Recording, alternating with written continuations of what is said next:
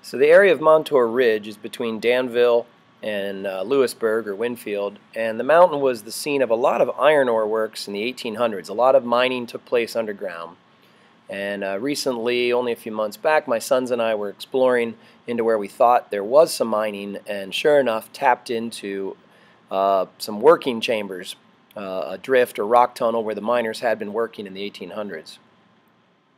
And it did not go back very far that we could see, but we had the presence of mind not to go inside of the mine, both for safety purposes, but also it occurred to us that no one has been inside of this mine since the 1800s.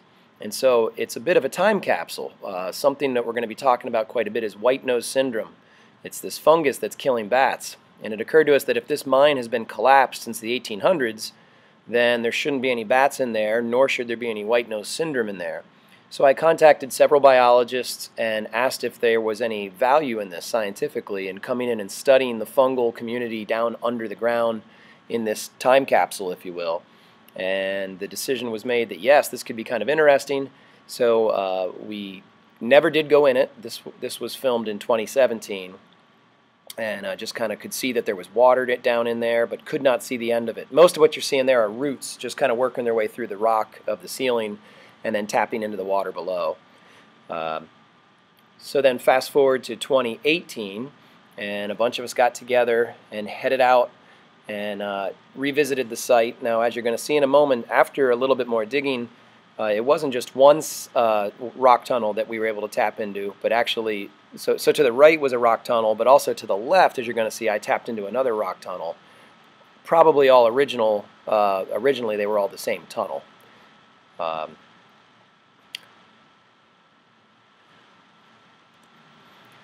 So again, no one has been in either of these tunnels since probably the 1800s.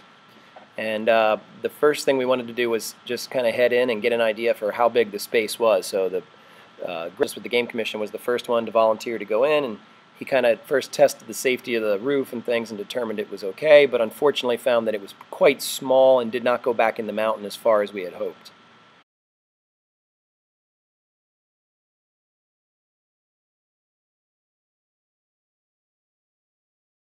Hi, I'm Dr. Barry Overton. I'm a professor at Lock Haven University. This is a microbial air sampler. It samples the air for microbes. And then I have Petri plates that go in the air sampler, and then also we'll be sampling the soil and water for microbes as well. And what we're doing is trying to understand the microbial ecology associated with mines, caves, tunnels where bats may hibernate.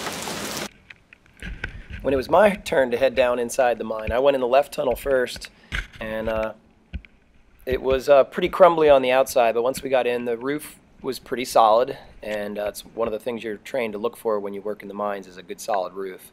And the roof was pretty safe. What I didn't like is it was about knee-deep in water on this side, and although you can't see very well because my light is inadequate, it was totally, the whole thing was filled with water up to about my knees. Way in the back, and unfortunately my light doesn't show it well, I did see a little bit of dry area, which made me think about possible places for bear habitat for future hibernation sites, so I'm still thinking about that for this site. But in terms of being big enough for bats, it did not look ideal. And that's a neat shot where if you look across you can see the other rock tunnel where Greg Turner is currently in there looking at that, and you can also get an idea how much water we're talking about. It is just gushing out of the ceiling. It was also pouring rain that day, which did not help.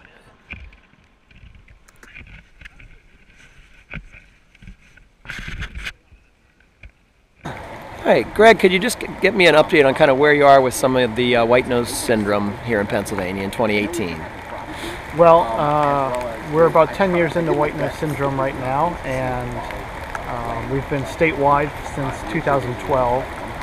So all of the mass mortality usually occurs within the first year of infection. So we've seen all of the massive decline statewide now for 5-6 years. So where we're at now really is everything is aggregating the survivors. So overall we've had a 98.8% decline. Certain species a 99.9% decline for long-eared bats and little brown bats. And so those few survivors that are out there are aggregating together at certain sites. So most of our sites have gone down to single digits or zero, but we have a handful of sites that are aggregating and actually growing. And so that's what we're trying to keep our eye on, protect those sites with those rare survivors, and find where those survivors are going, and then basically try and do whatever we can to help the young from those bats make it and keep that population stable at this point. Okay, now I'm going to head down in the other tunnel, so this will be the tunnel to the right. This one went a little bit farther than the other one. If I were to estimate, no more than maybe 30 feet back. And it was considerably more water. I would say this was almost waist deep. So I'm going to come out of the tunnel on the left. Oh, I guess one more trip down the tunnel on the left, trying to get you a good shot. Can't see much, unfortunately, on camera. But then again, there is not much to see. I can't quite tell that this mine was much more than like an exploratory mine. It looked like they took a couple weeks worth of cuts into the mountain back in the black powder era, and I don't think it really produced much in the way of ore.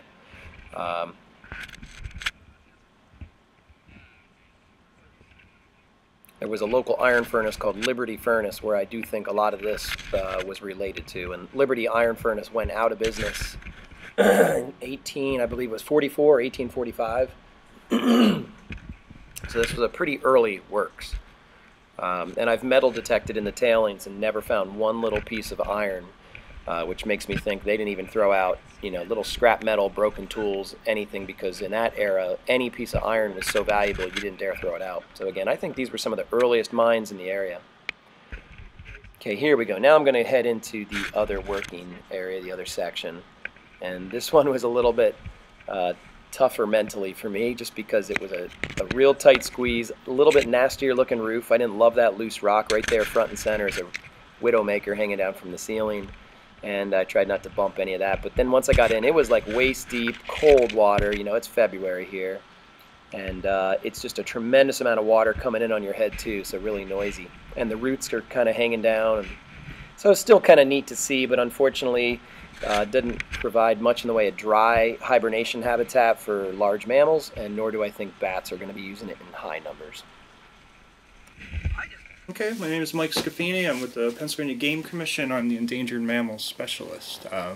What that means is I work with all non-game mammals, what you consider small mammals, everything from bats to wood rats, water shrews, flying squirrels, you name it. Pretty much anything that can't be hunted is what we work with.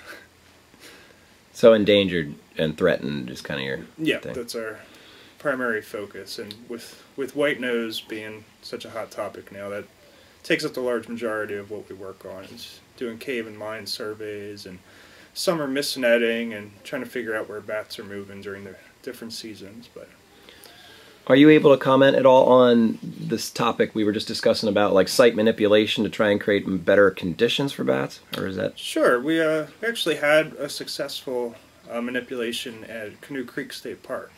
We call it Canoe Creek Mine number 2 now, because we already have one mine on the property that used to have 32,000 bats, but unfortunately it's down to, I think our last survey was a little over 300. But the second site, we actually cooled the temperatures by opening a second entrance and then making a like an earthen dam in front of that entrance, so it's pulling in cold air and keeping it cold. It's anywhere from 10 to 12 degrees colder than it used to be, maybe even 15. But since then, I'd only had 7 bats, and in only 3 years, it's gone up to 38 bats. So it's a slow increase, but we'll take what we can get with so few bats anymore. So. What is there like a target temperature you're shooting for? White nose, the fungus tends to grow less it has a growth curve, and there's colder temperatures, anything really in the high 30s, low 40s, the fungus grows slower, so it seems like the bats are targeting those temperatures a bit more.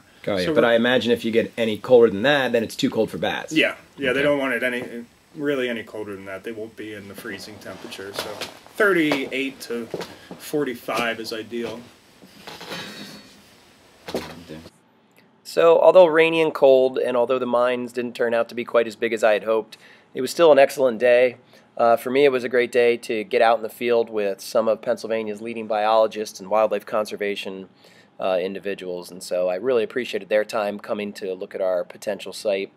It'll be interesting to see what is found by Dr. Overton regarding microbial communities living in the mine. I helped take some mine water samples and gave them to him, and he took them back to the university, and we'll see what he can determine from that. You know, the question is, will there be white nose syndrome in there if there's no bats? So that's an interesting question to ask. Although the site was not very large, we could potentially hope to maybe some bats could move into some of the back portions of it. However, I don't think it will ever turn into a very large hibernaculum. And the other thing I'm still hopeful for is the wildlife lover in me would think that just maybe some other mammals as big as black bears might be able to utilize the back portion. At least the left tunnel back portion seemed like it had some dry areas above the water line. So in the end, I still think this could be a benefit to wildlife, and I'm trying to look for any positive I can to take this old abandoned mine site and do something good for wildlife. While I have you, it's always good to remind folks to stay out of these abandoned mines. All of the folks you saw in this are experts. They're people that have spent years with training, working safely underground. If you find a hole in the ground or a mine, please stay out and stay alive.